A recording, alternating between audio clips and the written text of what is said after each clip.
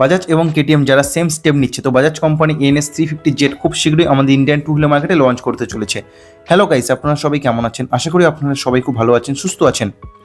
বন্ধুরা, আজকের এই ভিডিওতে আমি আপকামিং বাজাজ পালসার NS350Z বাইকটার সম্বন্ধে অল ডিটেলস আলোচনা করতে চলেছি। তাহলে চলুন আর দেরি না করে ভিডিওটা শুরু করা যাক। আর ভিডিও শুরু করার আগে আপনার কাছে একটা রিকোয়েস্ট, আপনি যদি এই চ্যানেলে নতুন হয়ে থাকেন তাহলে অবশ্যই চ্যানেলকে সাবস্ক্রাইব করুন আর পাশে থাকা বেল আইকনটা অন করে দেবেন। তাহলে বাইক এবং স্কুটার রিলেটেড এবং ইনফরমেটিভ ভিডিও সবার আগে আপনার কাছে পৌঁছে যাবে।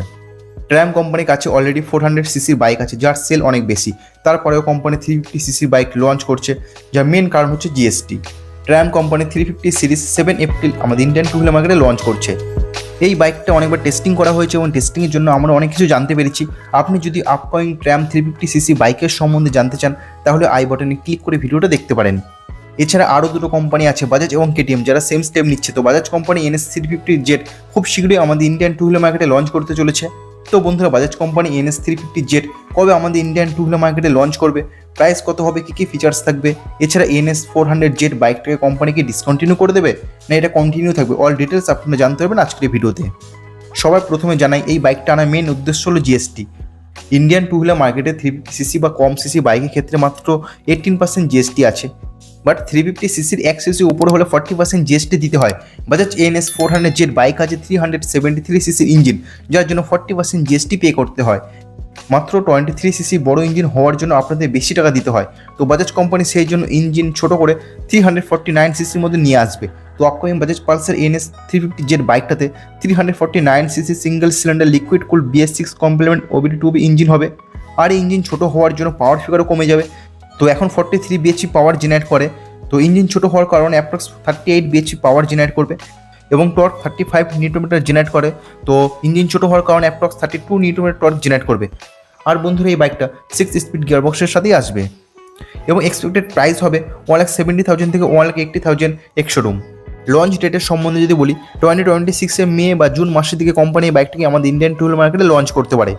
তো এখন সবথেকে বড় কোয়েশ্চেন, NS350Z লঞ্চ হওয়ার পরে NS400Z কি ডিসকন্টিনিউ হয়ে যাবে?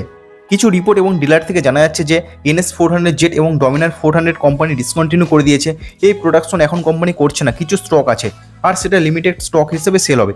কিন্তু বন্ধুরা, যতক্ষণ না অফিসিয়াল কনফার্মেশন আসছে ততক্ষণ আমরা কিছু এক্সপেক্ট করতে পারছি না। কিন্তু যদি দুটো বাইক থাকে তাহলে NS400Z থাকবে ফ্ল্যাগশিপ পারফরমেন্স মেশিন এবং NS350Z হবে বাজেট স্পোর্টি মেশিন, মানে একটা পাওয়ারের জন্য এবং একটা স্মার্ট ডেইলি ইউজের জন্য। কম্পিটিশনের কথা যদি বলি, মিড সেগমেন্টের সব বাইককে NS350Z খুব ভালোভাবে টেক্কা দেবে। বন্ধুরা, ফিচার হিসেবে বাইকটাতে থাকবে all LED light setup, LCD instrument console, এর সঙ্গে ব্লুটুথ কানেক্টেড ফিচার্স থাকবে। সেফটি ফিচার হিসেবে ডুয়াল চ্যানেল ABS থাকবে।